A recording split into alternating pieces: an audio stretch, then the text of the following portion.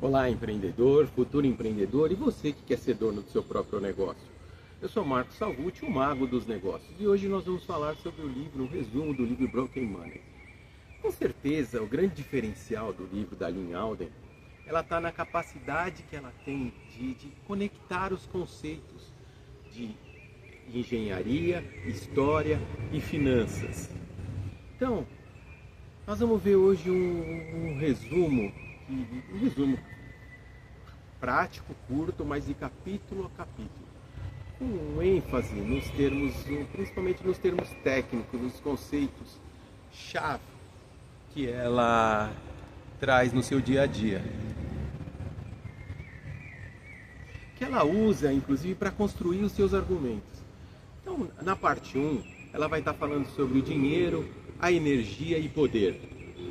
Essa seção, ela desconstrói o dinheiro até os seus princípios, estabelecendo então uma base para todo o livro. Vai servir como base para todo esse livro dela. No capítulo 1, ela vai trabalhar o que é o dinheiro. Então, ela trabalha com um termo-chave, o ledger, ou seja, o livro razão.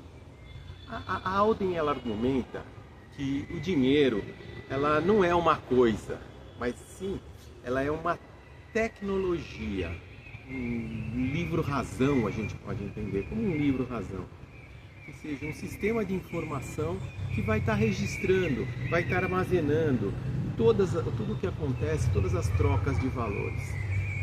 Ele funciona como um banco de dados, de bancos, pode ser de um banco, pode ser de contas de argila na Suméria, né? Ou seja, simplesmente é um livro-razão. A forma que ele assume, né? Pode ser concha, pode ser ouro, pode ser bits, pode ser criptomoeda. Ela é secundária. Ele tem a função de registrar quem deve o que para quem. Esse é o princípio dele desse capítulo. No capítulo 2, a história fala um pouquinho da história do livro razão, dos ledgers, né? Então ela fala da Ray Stones, que são as pedras Ray, fala dos bastões de contagens, né, as contas que usa para você usava-se como dinheiro naquela época. Então ela usa esses exemplos que são históricos para provar a tese dela do livro razão. Então as Ray Stones, né, da ilha de Iap, elas eram pedras gigantescas e não tinha como mudar elas, né? Então o livro razão, ele era um conceito social na mente de todos com quem o dono de quem era o dono de qual pedra, né? Mesmo que a pedra podia estar na terra, podia estar no fundo do mar, no fundo do oceano, né? Então essa teoria dela prova que a propriedade monetária pode ser puramente informacional. Partindo daí, ela vai para o capítulo 3.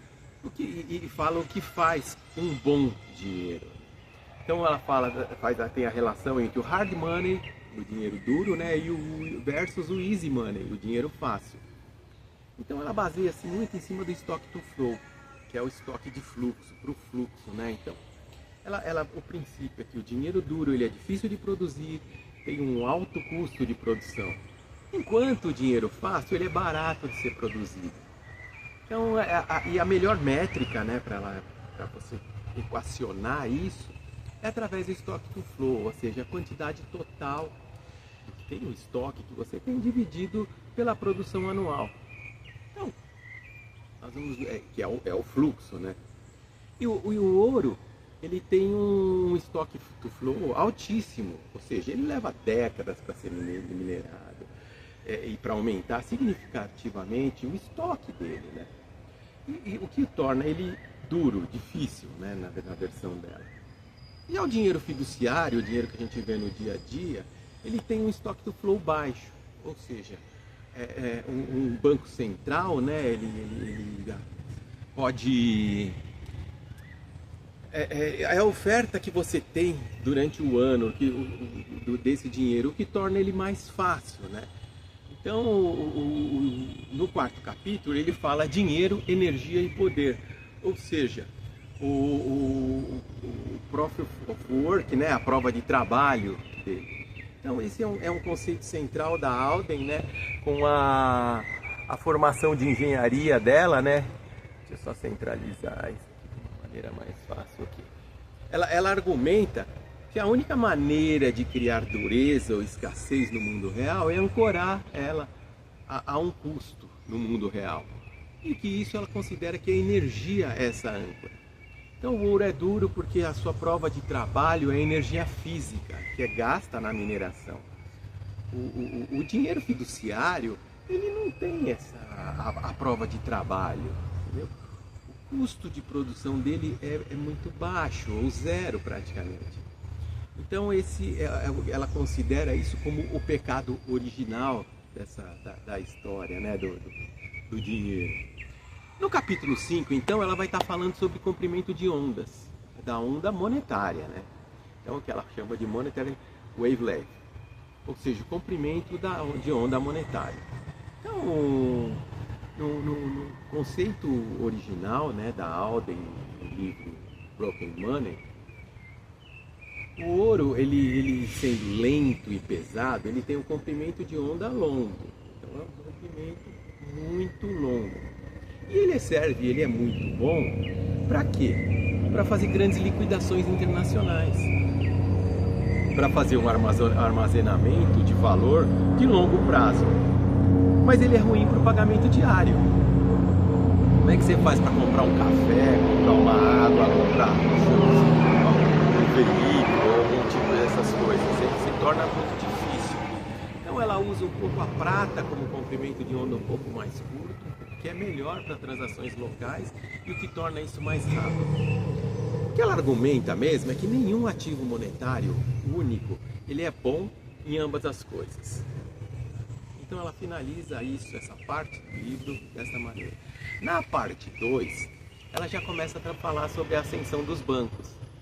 Essa parte ela mostra como o dinheiro físico foi abstraído, como é que foi a centralização do poder nos bancos. A gente entra numa nova fase, ou seja, no capítulo 6, né, ela fala do dinheiro para a moeda, a relação dinheiro-moeda. Então, é uma distinção crucial, ou seja, o dinheiro, segundo a Alden, ele é um ativo de liquidação final. Então é o ativo base, que não é passivo de ninguém. É uma barra de ouro num cofre, como um exemplo. E a moeda é o passivo que é das pessoas, é um recibo, é uma promessa de pagar o dinheiro, o ouro, né? É uma nota, um papel, que promete entregar algo, nesse caso o ouro. Então o sistema ele se torna frágil quando muito mais moeda do que tem de dinheiro para lastrear, ou seja, você tem mais notas do que ouro, efetivamente. Isso a gente vai ver no futuro como isso traz um grande problema. Então a invenção do sistema de reservas fracionadas é no capítulo 7 que a gente vai estar vendo isso. Ou seja, os reserve banking, né? As reservas fracionadas, reservas de banco. Então a prática bancária de manter apenas uma fração do dinheiro, ou o ouro, né? Entenda-se o dinheiro como ouro, ele é depositado e empresta o restante. Ou seja, isso cria uma nova moeda. Que moeda é essa? O crédito, que a sociedade moderna trabalha no dia a dia de uma maneira muito fácil, muito corriqueira, né? Então, do nada, ela expandiu a oferta monetária, foi se expandir. Então, e aí acontece o risco, que é inerente à corrida aos bancos. Se muitos depositantes pedirem o seu dinheiro, o seu ouro, em tese, né, de volta ao mesmo tempo, o banco quebra. Porque ele emitiu muito mais dinheiro, muito mais moeda, né, recibos, do que ele tem em ouro, ou seja, que tenha realmente do dinheiro fixo. No capítulo 8, então, ele fala um pouco dessa invenção dos bancos centrais, né, principalmente, que em última instância ele é um emprestador de dinheiro. Então os bancos centrais, eles foram criados para resolver um problema das corridas, a corrida aos bancos. E quando um banco comercial está insolvente, né, os bancos se tornam insolventes, o Banco Central ele vai lá e atua como emprestador em última instância. Ou seja, ele pode estar imprimindo uma nova moeda para resgatar esse banco, uma quantidade maior de moedas para resgatar o banco. Então a Alden ela argumenta que isso não elimina o risco, ele apenas socializa ele. Então o risco da falência bancária é trocada pelo risco de inflação. E essa inflação recai sobre quem? Toda a população. Todo mundo sofre com essa inflação. Então no capítulo 9, então no 9º capítulo, o padrão ouro clássico, né? Ele começa a aparecer. Então a disciplina fiscal, né, acontece. Então o sistema no final do século XIX já, onde a moeda, né, as notas de papel, ela era livremente conversível em dinheiro. Então você ia lá e trocava ela por dinheiro, pelo ouro. Era uma taxa que era uma taxa fixa. A virtude desse sistema era a disciplina fiscal, ou seja, o governo não podia gastar imprudentemente esse dinheiro ou produzir mais dinheiro de maneira imprudente, como a gente vê hoje em dia. Então um exemplo disso era para financiar guerra, onde se imprime muito dinheiro, até hoje se imprime muito dinheiro. Isso faz que os cidadãos, né, as pessoas e as nações, eles sacassem ouro, levando o governo à falência, porque se produziu muito mais dinheiro do que tinha. Então no capítulo 10 ela já leva para a pirâmide de dinheiro, a expressão pirâmide financeira, né?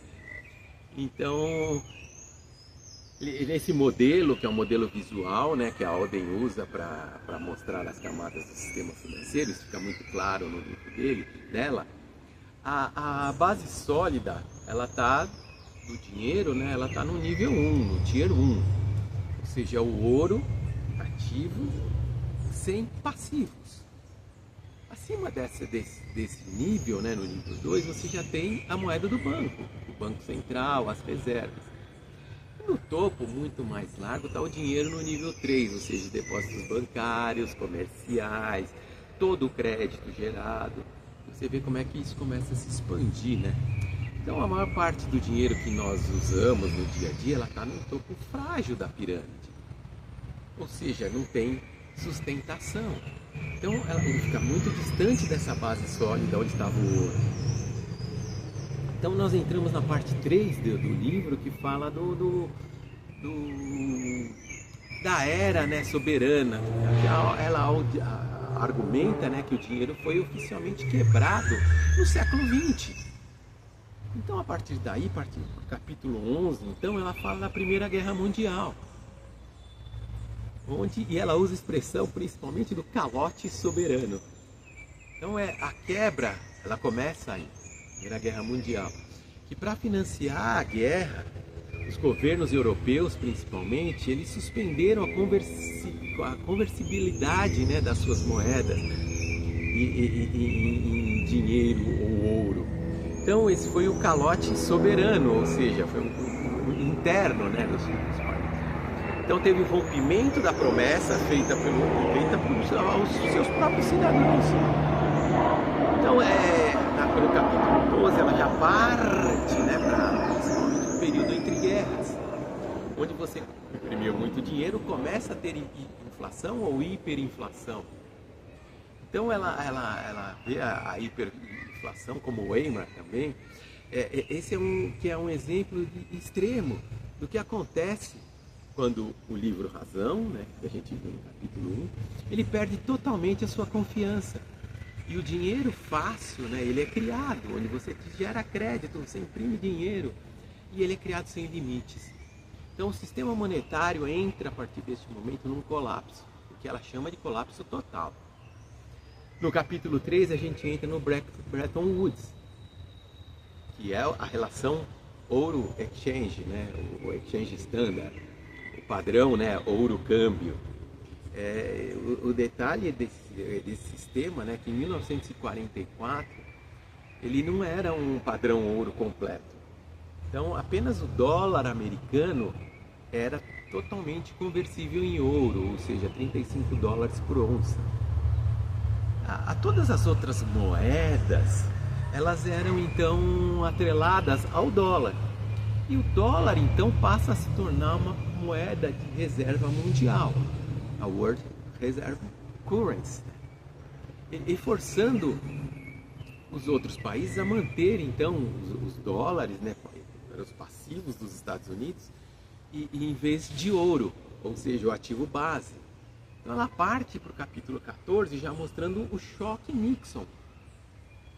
E o que acontece, né, com o choque Dixon, que é o dilema de Triffin, né? É um evento crucial, onde existe o dilema de Triffin, que é o paradoxo que condenou o Bretton Woods, que tinha determinado a paridade como emissor de reserva mundial. Então, os Estados Unidos tinham que inundar o mundo com dólares. Ele gera um déficit comercial. Para quê? Para lubrificar o comércio global, que estava lastreado no ouro. Continua sendo como troca lastreado no ouro. Mas ao fazer isso, o que aconteceu? Eles emitiram muito mais moedas, dólares, do que eles tinham em dinheiro, em ouro. E aí acontece o grande problema, a grande cisão. Em 1971, Nixon, né, dá um calote soberano externo final.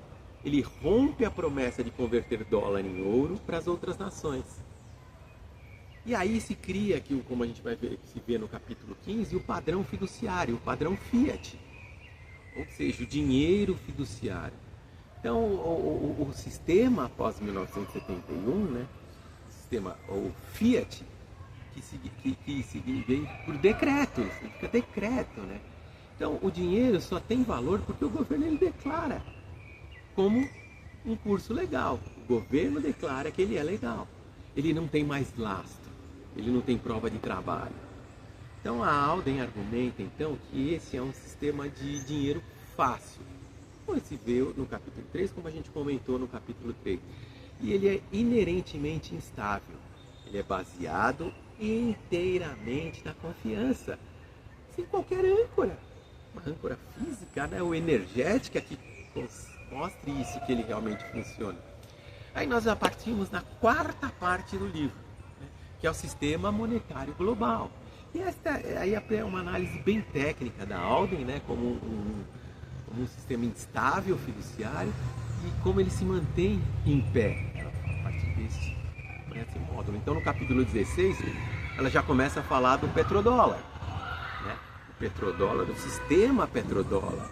Então após 1971, a quebra, né, da relação dólar-ouro, que dava lastro para o dólar, passa a entrar o petróleo dando o lastro. Então ela detalha os acordos que foram feitos, geopolíticos, que foram feitos entre a Arábia Saudita, o grupo da OPEP, né, para precificar e vender o petróleo exclusivamente em dólares. Então, como todas as nações precisam do petróleo, elas são forçadas a adquirir e manter o dólar para comprar o petróleo. Foi uma grande sacada do governo americano. Mas isso criou uma demanda global artificial pelo dólar. Então ela substituiu aquele lastro em ouro pelo lastro em petróleo. E aí se cria neste momento o sistema euro-dólar. Então esse é nesse capítulo, né, principalmente, ele é mais complexo, porque o que acontece, o sistema euro-dólar, né, eles são os dólares americanos que são mantidos em bancos fora dos Estados Unidos. Então ele poderia estar lá no banco em Londres, em Tóquio, em qualquer lugar. Então esse passa a ser um mercado offshore. E ele é gigantesco. E ele não é regulado. Então a Alden argumenta que esse sistema ele não é o Federal Reserve, o Fed. Ele é o verdadeiro motor de criação de crédito e liquidez global. É um sistema bancário de reservas fracionadas. A gente comentou no capítulo 7. Pro fracionário, para o próprio dólar, tornando ele opaco e extremamente frágil. Extremamente frágil. Então no capítulo 18, a gente começa a entrar na crise da dívida soberana. Ou seja, a repressão financeira, né? O efeito de Cantillon. Então, os níveis de dívida dos governos estão nos níveis tão altos que eles não conseguem ser pagos. Hoje a gente vê isso na economia americana. Então, a solução é a repressão financeira. Ou seja, manter as taxas de juros abaixo da taxa de inflação. Com isso, ela permite que os governos paguem as suas dívidas com uma moeda que é desvalorizada. Se você não corrigiu ela, ela desvalorizou. E o valor nominal é o mesmo. Então, ela rouba efetivamente o poder de compra, principalmente de quem poupa. E isso também causa o efeito Cantillon, ou seja, quem recebe o dinheiro primeiro, os bancos, o governo, as grandes corporações, eles se beneficiam.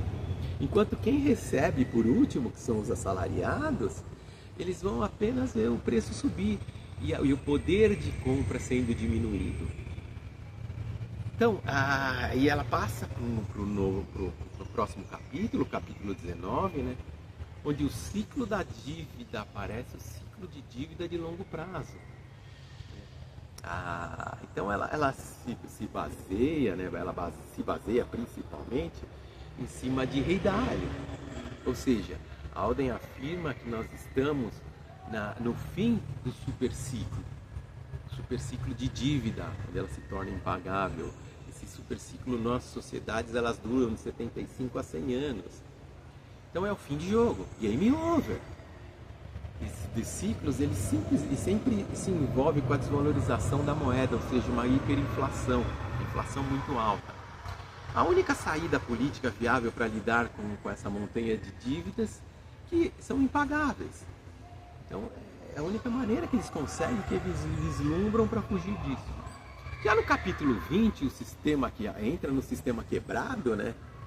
Que é o sistema baseado em dívida, ou seja, você cria dívida, depois tem crédito, e do crédito você cria mais dívida e se torna infinito. Então, no diagnóstico final, né, o sistema está quebrado, por quê? Porque ele realmente é um sistema baseado na dívida. Então, para que haja a oferta de dinheiro, para que a oferta de dinheiro cresça, mais dívida vai ser criada. O sistema americano está muito baseado nisso. Então é um sistema que precisa de inflação perpétua para evitar o colapso e que torna ele fundamentalmente hostil para quem é poupador.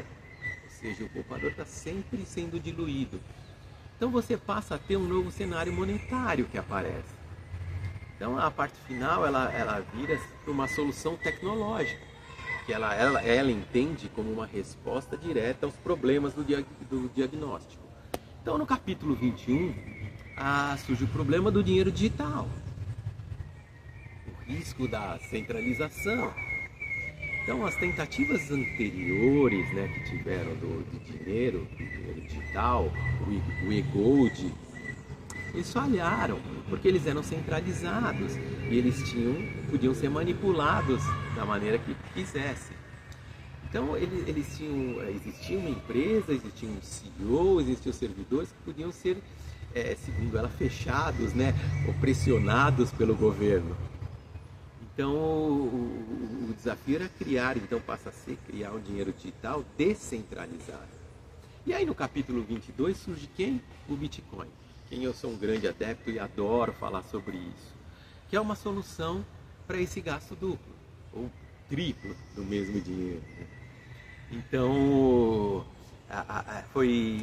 essa é uma grande inovação, ela é atual, né? Foi o Satoshi Nakamoto que desenvolveu tudo isso, e ele tinha como princípio garantir que uma unidade digital não possa ser copiada ou gasta duas vezes, quando você usa o dinheiro para refinanciar algumas coisas. Ele não tem um servidor central. Então a solução foi combinar o que? A prova de trabalho, o Proof of Work, certo? Com o livro Razão. Então o livro Razão, ele é distribuído, né? Ele é a blockchain. Ele sustenta tudo isso, criando um sistema onde computacionalmente e economicamente é inviável de trapacear. Então no capítulo 23 ela discorre como o Bitcoin sendo dinheiro duro, dinheiro difícil, onde tem a escassez digital. Então, pela primeira vez, o Bitcoin criou essa escassez digital e verificável. Ou seja, você tem 21 milhões de unidades de Bitcoin e só, e acabou. Então ele é um dinheiro duro, por quê? Porque a sua produção, a sua mineração, ela exige uma quantidade enorme de prova de trabalho, na sua forma principal de energia. Então a Alden vê como uma síntese nisso, a escassez do ouro com a transferência disso para o dinheiro fiduciário. Então no capítulo 24 ela já começa a falar da rede Lightning, que é a Lightning Network, que ela é uma layer 2, uma segunda camada do Bitcoin. Então ela torna o conceito, né, do comprimento de onda monetário, né, como a principal rede do Bitcoin, que é uma camada 1. Ela é cara, essa camada. Ela é otimizada para ser um ouro digital, ou seja, ela tem uma liquidação final com uma onda longa. A Lightning Network, ela é uma camada 2, ela é construída sobre o Bitcoin. E ela vem projetada para ser o dinheiro do seu dia a dia, onde você consegue fazer as transações instantâneas, transações que são muito mais baratas, ou seja, uma onda curta do processo. No capítulo 25, então, ela fala do futuro do dinheiro, que é o ativo, né, de reserva neutro. Principalmente, ela entende como um ativo de reserva neutro. Então ela conclui que o Bitcoin não é apenas uma ferramenta especulativa, como muita gente ainda pensa hoje, né? Mas ela é uma tecnologia monetária fundamental, que está ganhando força entre os governos, entre os grandes bancos, entre as grandes instituições. É uma tecnologia monetária fundamental. Então, no mundo multipolar, né, onde as nações desconfiam uma das outras, né, os Estados Unidos negocia com a China, mas está sempre desconfiando, a Rússia não negocia com ninguém também. Então, o Bitcoin ele pode emergir como um ativo de reserva neutro, um dinheiro que não é passivo de nenhuma nação. Ele é resistente à censura, pode ser verificado por qualquer pessoa, ele é altamente verificável. Então, ele serve como uma âncora digital. Como era o ouro, né?